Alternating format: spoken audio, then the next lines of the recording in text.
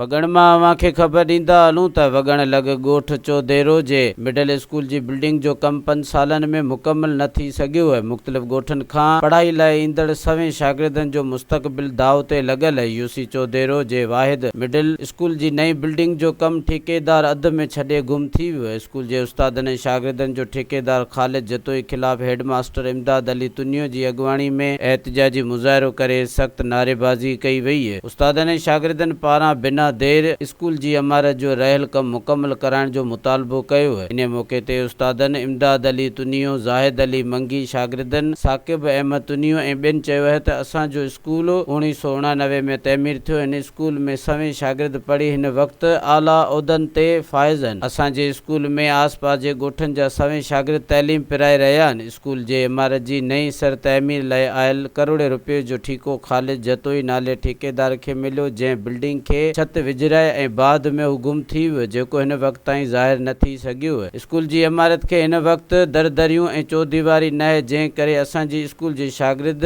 मुस्तक़बिल जे मेमारनि जो मुस्तक़बिल दाव ते लॻल आहे। स्कूल जी इमारत हिन वक़्तु पढ़ाई वारे अमल जे लाइक़ न आहे। हिन वक़्तु असां प्राइमरी स्कूल जी बिल्डिंग जे 2 नंढनि कमरनि में शागिर्दनि खे पढ़ाए रहिया आहियूं, जिते असां समेत प्राइमरी जे उस्तादनि खे पिणु तमामु घणियूं ॾुखियाइयूं पेश अची रहियूं आहिनि। हिननि आला इख़्तियारनि खां मुतालबो कयो त इन ठेकेदार जे ख़िलाफ़ कार्रवाई कई वञे ऐं स्कूल जी बिल्डिंग खे तइमीर कराए ॾिनो वञे। मज़ीद ख़बरनि ऐं तफ़सीलात लाइ विज़िट कयो असांजी वेबसाइट www.awamiNewsHD.com ऐं ॾिसंदा रहो अवामी न्यूज़ HD।